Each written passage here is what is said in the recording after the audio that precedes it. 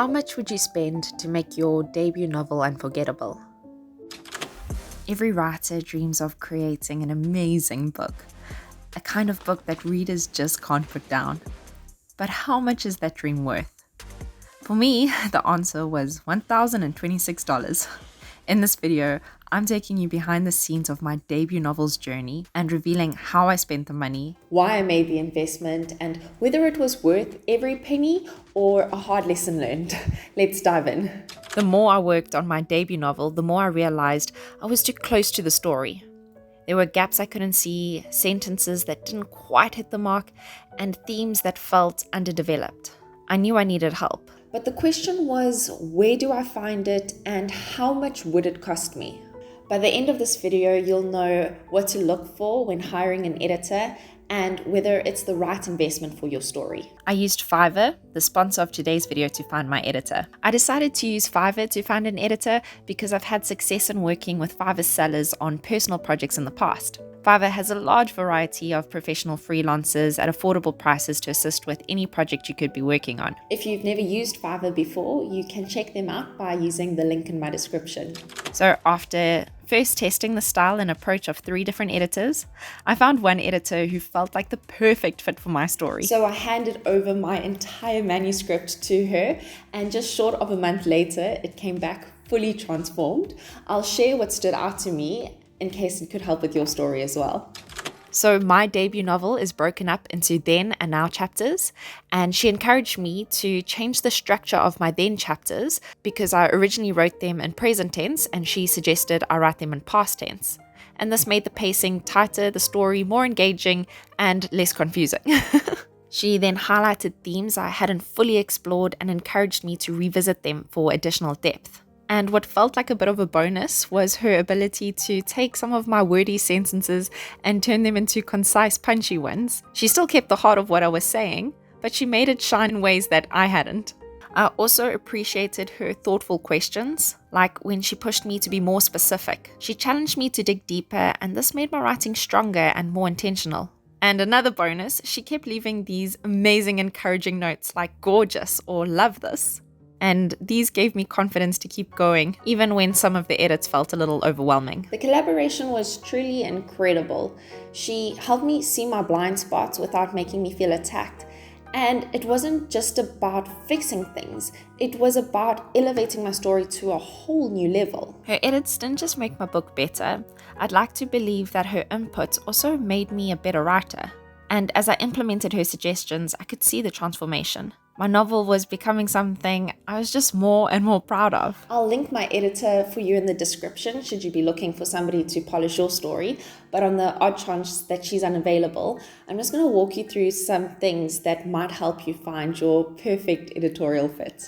Before you go about searching for your editor, it could be a good idea to get clear on your goals. Are you looking for somebody to help you with your spelling and your grammar?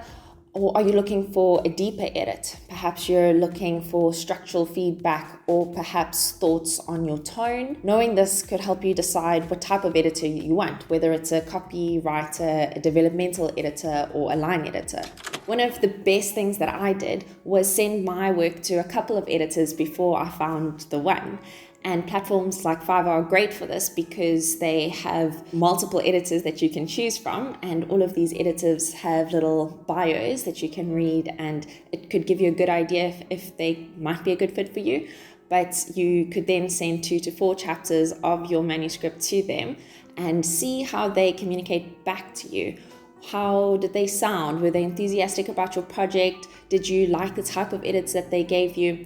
By starting with a small sample first, you could get an idea for the type of person that you feel would be the best fit for your entire project. Now, to add on to that, when you receive their feedback, don't just look at it to decide whether you agree with it or not.